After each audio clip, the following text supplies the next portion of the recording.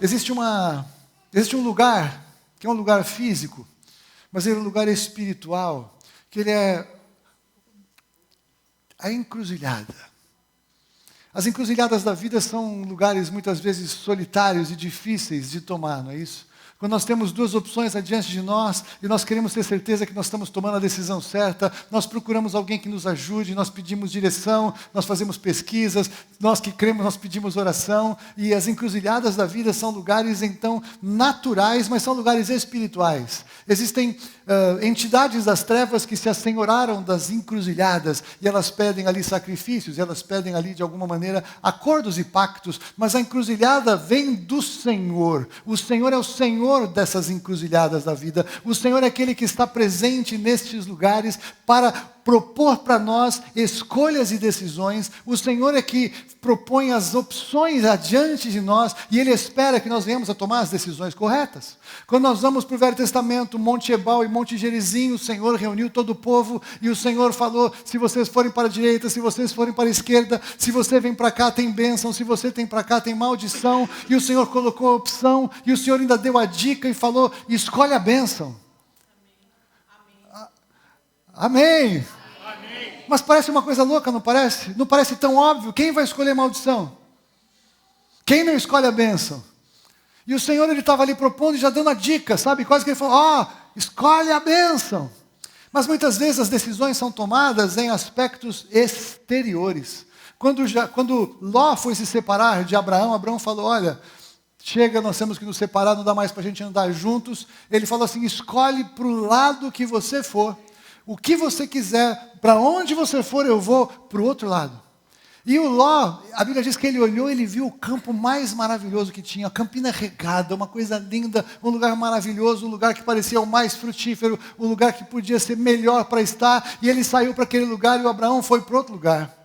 Abraão foi para aparentemente o pior lugar.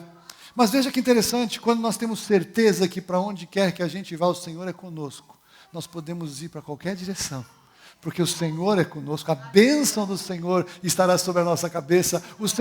O Abraão tinha certeza de que Deus estava com ele, então ele estava tomando uma direção, não uma direção física, mas uma direção espiritual. Ele estava decidindo caminhar para a direção em que estava o Senhor, e o Ló decidiu caminhar para o caminho que parecia o mais lógico e o melhor. Muitos lugares da Bíblia nós encontramos opções. Nós encontramos, por exemplo, quando Jesus, na sua parábola, ele falou sobre os 2 filhos do Senhor que mandou para que eles fossem trabalhar na vinha. Um disse que ia, mas não foi. Outro disse que não ia, mas foi. Cada um tomou um caminho. Nós vemos o filho pródigo, nós temos o filho que saiu e o filho que ficou, o filho que foi e voltou, o filho que ficou e nunca esteve. Nós vemos o Senhor nos falar acerca justamente dos 2 caminhos.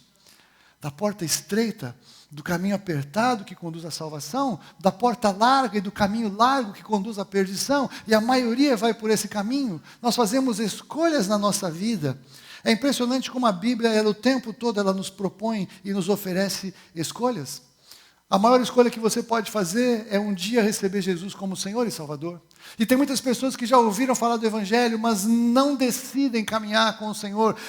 Tentam ficar parados na encruzilhada, mas a encruzilhada não é um lugar estático quando se trata de opção diante do Senhor. Quem não abre, não decide caminhar com o Senhor, está automaticamente caminhando contra Ele. Está caminhando para longe dele mesmo que não perceba. Não é um lugar estático, eu estou aqui parando se eu vou para cá ou se eu vou para lá. Não há esse lugar de uma não decisão. Quem comigo não ajunta, espalha, diz o Senhor. Então, se eu não decido lançar minha vida, se eu não decido me depositar completamente nas mãos dele, a minha decisão é automaticamente contrária. Não existe área intermediária, não existe o caminho do meio. Não existe o caminho do meio. E o Senhor, então, o tempo todo, Ele nos convida. Quando nós não o conhecemos, Ele nos convida para que nós venhamos a decidir por Ele, caminhar com Ele. Mas mesmo na nossa caminhada cristã, nós muitas vezes encontramos encruzilhada. O pecado sempre aparece, mas não o pecado, a tentação. Tentação não é pecado, eu já preguei aqui. A tentação é o lugar da encruzilhada da decisão. E a Bíblia fala que não nos veio tentação que não fosse humana, mas para todas elas o Senhor oferece livramento. Então, diante da tentação, eu tenho a opção de falar, não quero. E o Senhor vai me oferecer poder e graça de vencer a tentação e não cair no pecado, não cair na tentação. A melhor forma de falar o Novo Testamento, o Pai Nosso, é não nos deixe entrar em tentação. No inglês foi traduzido assim, uma tradução melhor do que cair em tentação, é nem entrar. Mas, por outro lado, quando nós pecamos, não é o diabo, somos nós que decidimos pecar. É uma decisão. Nós, na encruzilhada cristã, da caminhada cristã, decidimos pecar. E veja, depois que nós estamos em Jesus, nós não somos mais pecadores, nós somos santos. A palavra de Deus nos chama santos em Jesus Cristo, mas o pecado é um acidente de percurso que nós temos que vencer, e nós temos vitória sobre o pecado a partir da nossa decisão de vencer o pecado pelo poder do nome de Jesus. Então o pecado não tem mais domínio sobre nós. Quem não conhece a Cristo está tão cativo do pecado que peca e não tem a menor ideia do que está fazendo e acha normal, porque todo mundo peca igual, e alguns se acham menos pecadores comparados com outros piores pecadores, achando que isso é suficiente para agradar a Deus, mas não é. Nós somente agradamos ao Senhor pela obra de Jesus Cristo na cruz do Calvário, não de nós, mas dele mesmo. Mas então, quando nós, na vida cristã, nós estamos diante da tentação, nós temos o poder de vencer a tentação e de, nesta encruzilhada proposta, sair para o caminho vitorioso, o caminho que nos leva mais para perto do Senhor, o caminho que nos leva fortalecidos na direção dele. E a Bíblia tem uma situação muito tremenda de duas personalidades, dois personagens que eu quero compartilhar com você rapidamente. Eu gosto muito dos rodapés da Bíblia, sabe assim? A Bíblia tem uns rodapés, né? A Bíblia tem, assim, histórias tremendas de personagens tremendos, como eu já falei aqui algumas vezes, né? Que o Senhor revela a vida do cara, às vezes revela os antepassados, dá nome de pai, de vó, dá todo mundo, fala o ano que nasceu, onde viveu, conta um monte de coisa. Alguns ele conta até o tipo de roupa que vivia, alguns ele conta o tipo de cardápio que era a alimentação, né, da pessoa, tudo que ela fez, fala desde quando ela nasceu até onde ela morreu, e ainda nos fala dos filhos e netos. Tem pessoas que ela fala pouquinho, que eu brinco que são como que personagens quase que incidentais. Os músicos aqui vão me entender, sabe trilha incidental? Não é aquela música, né? Eu lembro que tinha uns CDs que tinha assim a música, a faixa toda da música, aí entre uma música e outra tinha uma passagenzinha assim, que era uma música curtinha, uma vinhetinha, né? Uma música incidental, né? Ou um personagem de rodapé. A Bíblia tem vários personagens de rodapé. Gente que a gente não sabe praticamente nada. Gente que a gente só sabe o nome. Gente que a gente não sabe nem o nome, mas sabe o que fez. E o que fez ficou ali como uma inspiração para nós aprendermos com a vida, aprendermos com aquela situação, glorificarmos ao Senhor, sermos inspirados a tomar uma decisão acerca destas posições que aquela pessoa tomou. E nós aprendemos como fazer isso pelo ensino. A palavra nos traz ensino, e a palavra nos dá exemplos de como as pessoas reagem ao ensino da palavra. Quero ler 3 versículos em que aparece essa pessoa que eu quero falar associada a outra. Eu queria que você abrisse comigo ali, nós vamos ficar ali pelas cartas. Vamos começar ali com a carta de Filemon, Paulo a Filemon. Nós vamos ler os versículos 23 a 25. E eu quero compartilhar com vocês sobre Demas e sobre Lucas.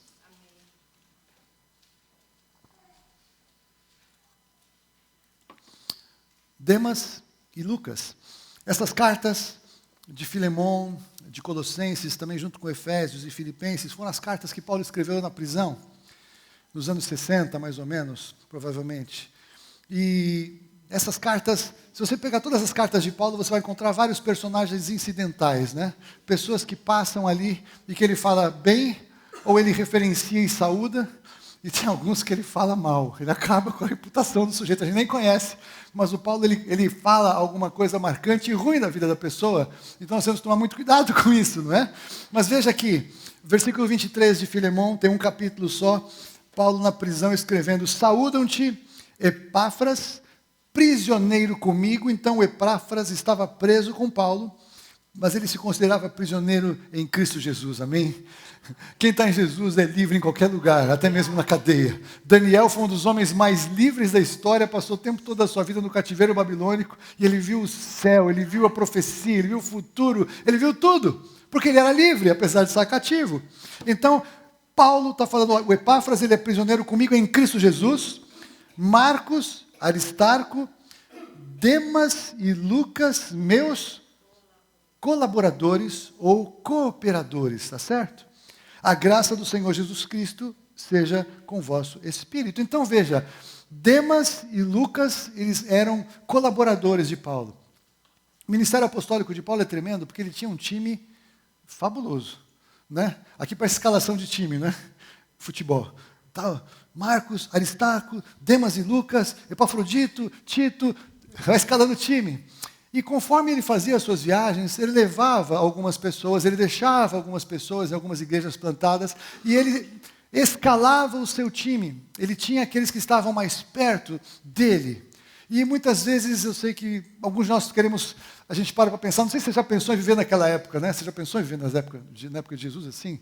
Viver Atos dos Apóstolos ao vivo em cores, assim, você lá, já imaginou que coisa tremenda, né? Se você pudesse estar com Paulo, aí você fala, puxa Deus, se eu tivesse vivido lá com o Paulo, eu seria tremendo, eu seria poderoso. Mas eu estou aqui com o Haroldo de pastor, Senhor Jesus, se eu fosse com o apóstolo Paulo, eu seria muito mais poderoso, muito mais rico em bênçãos, não é? Muitas vezes nós colocamos assim, né? A gente foca em pessoas e a gente pensa que se a gente estivesse em determinados lugares, nós teríamos uma experiência diferente, mais poderosa, mais rica, seríamos outras pessoas, porque estaríamos num ambiente que nos daria poder. Muitas pessoas pensam que estar associados a determinadas pessoas muda tudo. O que muda tudo é estar associado a Jesus Cristo. Então veja, em Filemão, Paulo fala, Demas e Lucas, meus cooperadores, ou seja, eles faziam parte do ministério de Paulo. E o Paulo saía e pregava, e estabelecia igrejas. Paulo saía e expulsava demônios, Paulo saía e curava os enfermos, Paulo saía e pregava, e ele escrevia, e ele lançava fundamentos, e eles estavam junto com Paulo. Veja, por exemplo, em Colossenses, capítulo 4, 14. Volte um pouquinho aí. Ainda nessa mesma prisão onde ele estava, eu imagino que ele escrevia as cartas, depois ele mandava as cartas, aí eles visitavam Paulo na prisão, e ao longo desse tempo, Paulo viveu um tempo muito produtivo de revelação do Senhor e de registros, né? E em Colossenses 4,14 nós encontramos o quê? Saúda-vos Lucas, o médico amado, e também Demas. É interessante, né? Na primeira carta, os dois estavam juntos ali, Lucas e Demas. Nessa outra carta, que não dá para a gente ter certeza cronologicamente, eu não posso dizer e afirmar que uma foi escrita depois da outra, mas a impressão que me dá é que foi pela forma como Paulo ele já se refere a Lucas. É impressionante como pessoas amáveis são mais fáceis de nós amarmos, não é assim? Tem pessoas que são amáveis por si só, né? É impossível não amar algumas pessoas na nossa vida. Então, algumas pessoas nós temos que fazer um certo esforço para amar, e como amar não é um sentimento, mas é uma ordem do Senhor, ele fala o quê? Amai-vos uns aos outros, né? Nós temos que amar, amar é uma decisão, amar é uma atitude, amar é uma obediência. Mas aqui entre nós, tem umas pessoas que é mais fácil de amar, não é assim? João era assim para Jesus. A Bíblia diz que João era o discípulo amado de Jesus. Ele amava os 12. Mas João ele era um pouco mais especial. E Jesus não fazia acepção de pessoas. É interessante, né? Bom, Lucas, o médico amado, e também Demas. Então Demas e Lucas, e veja que Lucas, que é o Lucas que nós conhecemos aqui, o Lucas ainda não era o cara famoso, ele não era o cara do Jet Set Gospel, que era um grande escritor de livros, e Paulo tinha trazido ele porque ele era o cara que escrevia e que registrava. Lucas não tinha escrito nada ainda. Lucas ainda era anônimo naquele momento. Ele era um cara da equipe de Paulo. Ele não tinha se revelado quem ele era. Mas ele estava junto com Paulo. Mas quando nós chegamos para 2 Timóteo, capítulo 4, nós vamos ler de 10 a 11. Aqui nós estamos vendo Paulo já no fim do seu ministério. Na sua segunda prisão, talvez quando ele ficou um tempo em Roma com uma casa alugada por 2 anos, e depois ele foi preso e foi morto, foi executado. Essa carta de 2 Timóteo provavelmente foi a última que ele escreveu. E Paulo, ele nos fala alguma coisa assim, 4, 10 e 11. 2 Timóteo 4, 10 e 11. Aí nós vamos ver Paulo falar o seguinte: porque Demas, tendo amado o presente século, me abandonou e se foi para Tessalônica. Crescente, um outro cara da equipe, foi para a Galácia. Tito da própria carta de Tito foi para a Dalmácia. Se Crescente e Tito foram fazer alguma coisa boa, coisa ruim, nós não temos por claro. Podemos imaginar que talvez Tito tenha ido em missões, porque ele é um pouco mais mencionado na palavra, mas é uma inferência. Mas pouco importa. O Demas abandonou Paulo porque amou o presente século. Somente Lucas está comigo.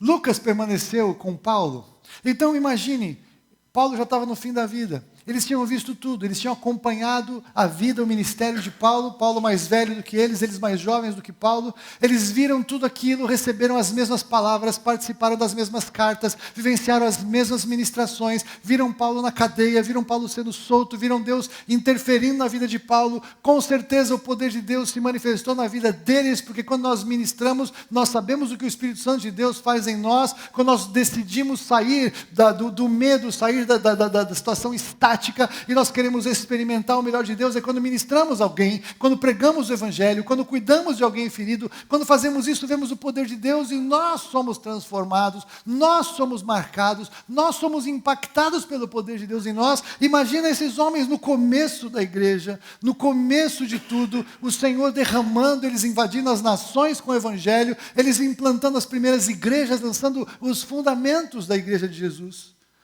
E Demas decide amar o presente século e abandona Paulo. E Lucas ficou com Paulo até o fim. Nos nossos dias, nós temos Demas e Lucas nas nossas vidas.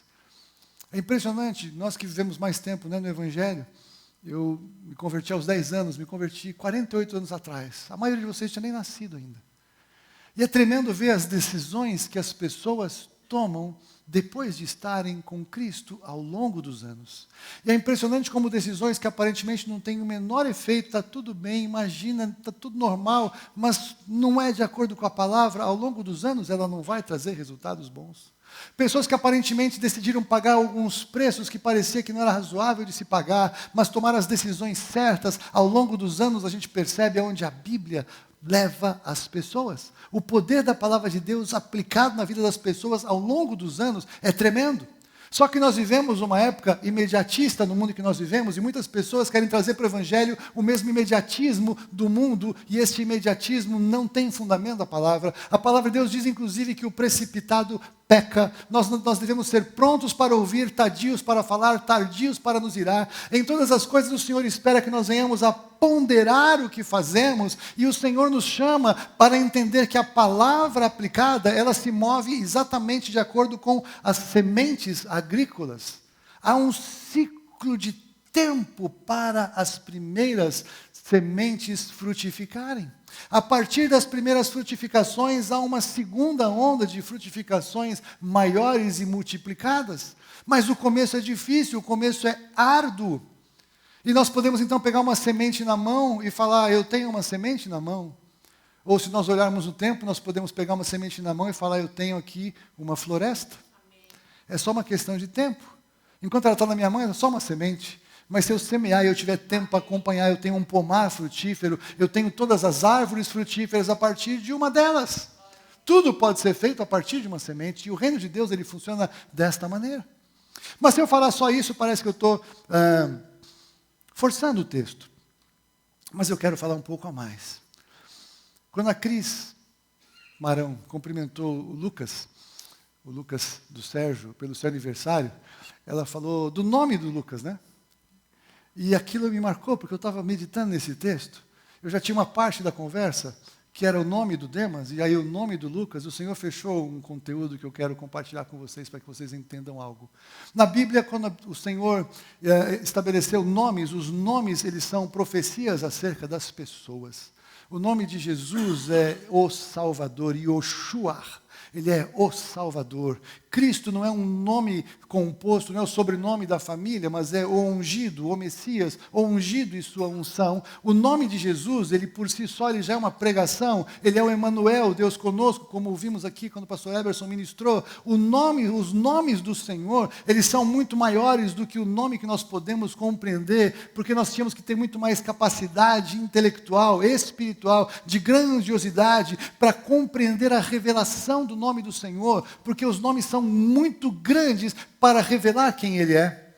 Mas quando o Senhor coloca nome, é legal a gente prestar atenção e ouvir, e estudar, e aprofundar, porque Demas é um nome que significa, no grego, governador do povo. Então, o que eu posso entender? Que quem deu o nome do Demas foi o seu pai e a sua mãe. E talvez eles tivessem uma expectativa, então, que o Demas se tornasse um grande líder, que ele tivesse muita influência sobre o povo, sobre a sua geração. Talvez os próprios pais fossem pessoas de posses ou pessoas influentes, ou talvez não fossem, muito pelo contrário, e queriam agora que Demas pudesse trazer uma solução para a família, e que ele pudesse mudar a história, e que ele pudesse ser um grande governador sobre o povo.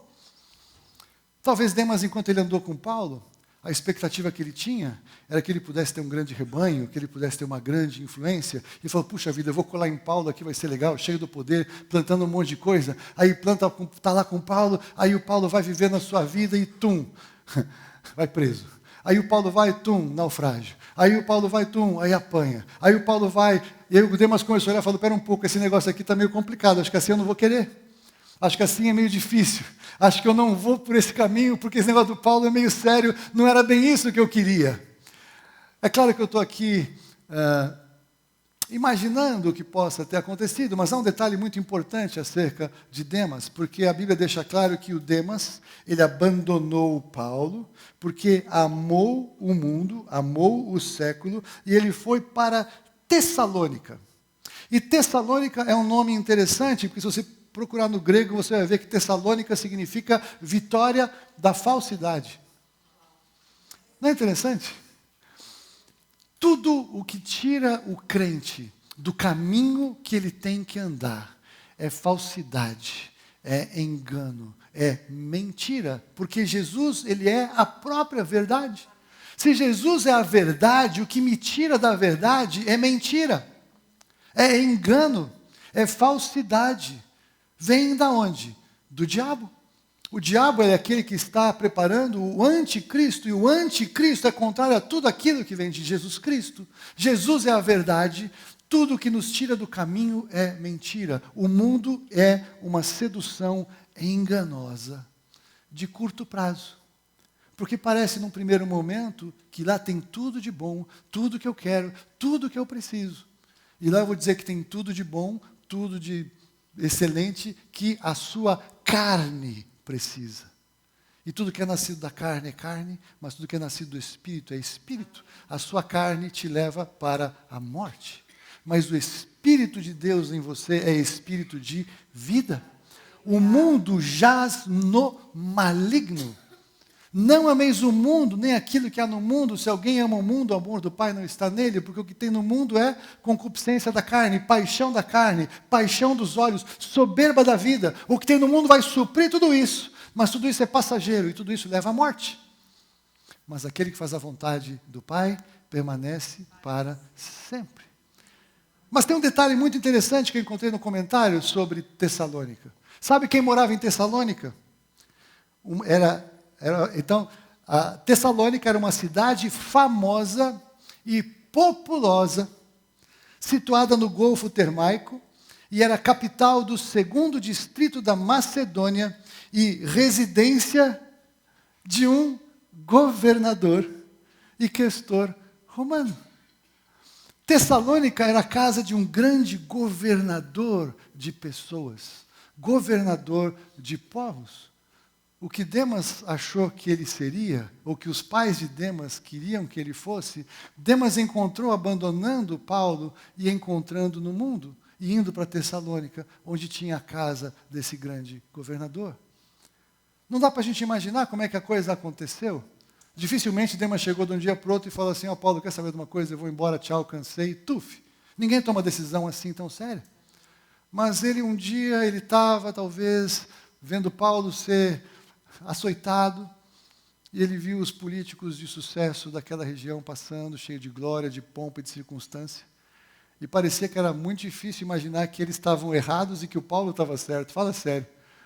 O Paulo aparentemente tinha perdido tudo, O Paulo estava vivendo uma vida aparentemente sofrida, sem sentido, inútil, e aquelas pessoas pareciam que estavam cheias de glória, honra e poder e pompa e circunstância. Talvez começou só com um leve olhar, com um leve pensamento de falar, puxa, por que prosperam os ímpios?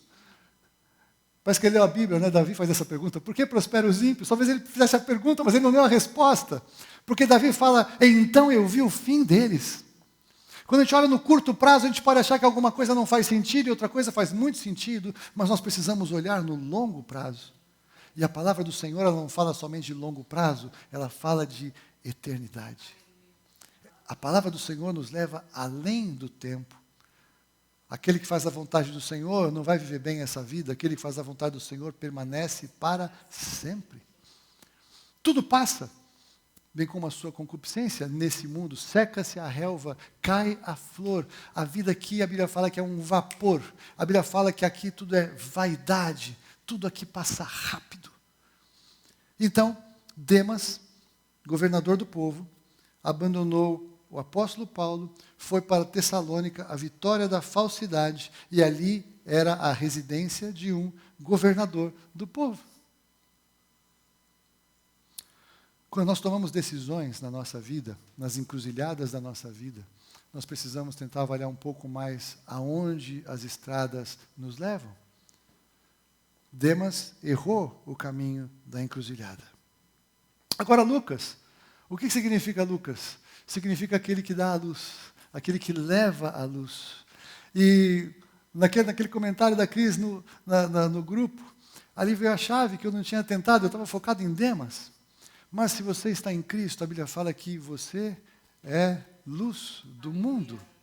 Não é isso que Jesus falou? Vós sois a luz do mundo, porque Jesus está em nós, e quem está em Jesus não anda mais em trevas. A luz do Senhor habita, nós ministramos sobre isso há algum tempo atrás, a luz. Lâmpada para os pés é a palavra e luz para o caminho. Então eu tenho luz para o meu caminho, para a minha tomada de decisões, nas encruzilhadas da vida que eu vou ter, enquanto eu vou caminhando com Jesus, nas vitórias que eu preciso ter, e nos momentos em que eu errar e tomar a direção errada, eu vou ter luz para me arrepender, mudar de caminho e voltar para o caminho onde eu estou, porque o Senhor me chama, eu ouço a sua voz, Ele é o meu pastor, eu sou a sua ovelha, Ele fala e eu o sigo. Eu não ouço a voz do estranho, mas eu ouço a voz do Senhor. Aleluia. Você é aquele que pode dar a luz. Você tem Jesus para compartilhar na vida das pessoas. Como é que Jesus nasceu nesse mundo? Ele nasceu pelo Espírito Santo e pela palavra dada, mas aí ele nasceu através de Maria como ventre para Jesus ser fecundado. É uma cooperação espiritual com uma cooperação natural. Como é que você e eu levamos alguém a experimentar um novo nascimento? Como é que nós geramos a vida de Jesus em alguém? É a nossa cooperação pregando a palavra e o Espírito Santo de Deus agindo em nós para que nós possamos gerar Jesus e a vida de Jesus na vida daqueles para os quais nós estamos pregando a palavra. Só que nós não podemos errar a trajetória. Nós não podemos errar na encruzilhada. A palavra de Deus, ela diz que o caminho com o Senhor, ele é estreito. A porta é apertada. E são poucos os que entram por ele. A trajetória com Jesus, ela não é tão simples. A trajetória com Jesus, pela graça, por meio da fé, ela é grandiosa e poderosa, mas ela vai nos levar para momentos em que nós decidimos não andar com o mundo, não ouvir a voz do estranho, não abraçar as propostas de Satanás, e essas escolhas, elas vão se manifestando ao longo da trajetória, e talvez você que viveu mais tempo como eu, percebe o quanto isso acontece mesmo dentro da igreja. É por isso que nós temos tantas pessoas feridas pelo caminho, nós temos pessoas aí desviadas do caminho, e o Senhor está chamando todas essas pessoas. O Senhor está chamando porque nos últimos dias Ele vai trazer aqueles que são seus de volta para casa. A Bíblia fala que nesses últimos dias, em Apocalipse 22, nós vemos que o que se suja ainda mais, o que se santifica ainda mais. Há uma encruzilhada proposta de decisão que nós tomamos diante de situações que aparentemente não fazem tanto sentido para a lógica humana, mas fazem total sentido pela palavra de Deus. A minha pergunta para você é: em que ponto da encruzilhada você está? Em que ponto da encruzilhada você está? Quanto tempo você está andando com o Senhor? Demas estava andando há anos com o Senhor. Ele podia ter acabado a sua trajetória numa referência gloriosa bíblica. Lucas, depois disso, ele se tornou o evangelista Lucas, que escreveu o Evangelho de Lucas, lá pelo ano 80. Ele escreveu o livro de Atos. Se eu falo Lucas, vocês rapidamente, haha! Se eu falei Demas no começo, talvez muitos de vocês não tinham a menor ideia de quem fosse. E é ruim, né, a gente procurar o Demas na Bíblia e encontrar a referência que foi dada acerca dele. Alguém que abandonou o Paulo, abandonou o Evangelho, amou o presente século e se perdeu. Naufragou na sua fé. Meu querido, minha querida, eu quero convidar você a fortalecer a sua caminhada em nome de Jesus. Eu quero fortalecer a sua fé de que a aparente pressão que nós estamos vivendo e opressão que nós estamos vivendo, esse espírito de medo que está agindo, essa intimidação, inclusive, para ser cristão nos nossos dias, ela está chegando e ela chegou para chegar. E ela vai se estabelecer, porque isso é profético. Nós estamos vivendo os últimos dias que a palavra de Deus profetiza. As coisas vão mudando rapidamente. Só quem é crente há mais tempo consegue olhar para o mundo cristão e para o mundo e perceber o quão diferente está o ambiente em que nós estamos vivendo. E nesse lugar nós temos que firmar os nossos passos na nossa caminhada com o Senhor, para que muitos de nós que já temos uma caminhada tremenda com Ele, nós não somos dos que retrocedem, nós não somos daqueles que erramos na encruzilhada. Nós podemos tropeçar em algum lugar, mas imediatamente nós nos recuperamos, nos levantamos, recebemos pela fé o poder perdoador do Espírito Santo de Deus, sabemos quem somos e permanecemos na nossa trajetória dia a dia até aquele dia. Nós precisamos perseverar no nosso caminho, precisamos perseverar na nossa jornada, precisamos perseverar na fé. E é por isso que, inclusive, hoje em dia, é normal se falar, sai, deixa de congregar, vai viver o evangelho sozinho, você sozinho está tudo bem, afinal tem tanta picaretagem na igreja, tem pastor esquisito, tem apóstolo esquisito, tem bispo esquisito, não vai para a igreja, fica em casa sozinho. Sozinho as pessoas são presas fáceis. O autor de Hebreus nos fala que não deixe de congregar, como é costume de alguns. Quanto mais vejam que o dia se aproxima. Quanto mais o dia se aproxima, nós precisamos estar juntos, encorajando uns aos outros, orando uns pelos outros, adorando junto, ministrando, aprendendo, confortando, consolando, exortando. A Bíblia tem um monte de uns aos outros que Paulo registrou para nossas decisões. E é importante você entender que o que você precisa é cada vez mais estar junto do corpo. O corpo está unido, o corpo está junto, a igreja está reunida, a igreja está em comunhão, e nesse lugar nós recebemos revelação do Senhor. Existem coisas que só acontecem quando estamos juntos. É claro que existem experiências individuais, mas elas têm outro propósito. Nossa experiência com Deus individual é uma coisa, a nossa experiência como corpo é outra coisa. Tem coisas que só acontecem na nossa reunião, na nossa unidade. E por que é tão importante a unidade? Porque também nos últimos dias, espírito de discórdia, de divisão e de facção está sendo liberado. Paulo escreveu isso a Timóteo. Meu querido, nós temos um grupo aqui que você convive todo domingo, toda terça, toda quarta, no WhatsApp, no telefone. Se tem alguém aqui que tem problema com você, você precisa perdoar. Você precisa construir a ponte. Nós vamos caminhar em unidade. Nós não vamos permitir nenhum espírito de divisão em nosso meio, em nome de Jesus, porque nessas pequenas ciladas estão grandes encruzilhadas de pessoas que se magoaram.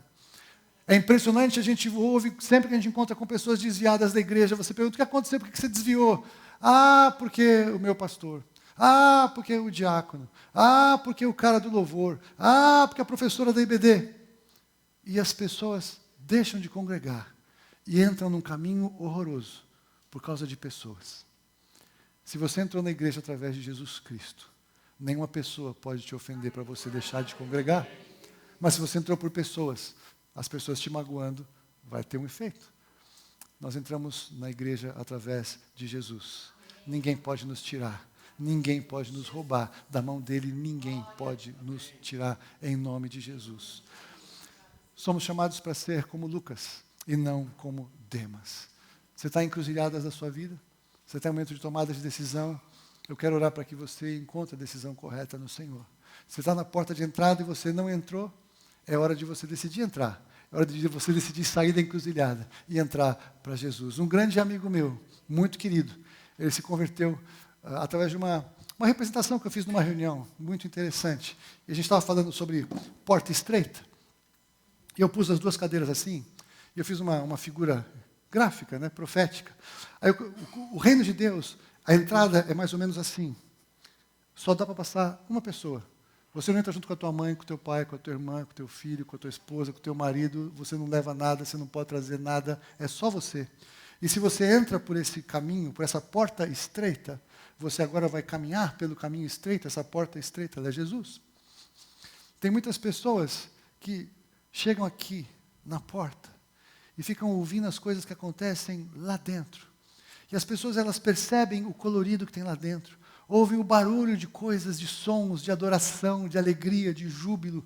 Ouvem palavras que fazem bem, palavras que são verdadeiras. E elas estão aqui, elas estão ouvindo tudo. E elas acham aquilo tudo muito, muito, muito legal. E com certeza ficar nesse lugar é muito melhor do que ficar nesse lugar. Ou nesse lugar, porque aqui está longe da porta. Tem gente que chega na porta e aqui no lugar da porta elas conseguem receber até um pouquinho às vezes de unção. Tem gente que vem na igreja e fica impactado e se sente bem, se sente em paz pela oração, pela adoração, pela palavra. E isso faz muito bem, isso é agradável. Mas quando sai daqui e volta, fica vazio.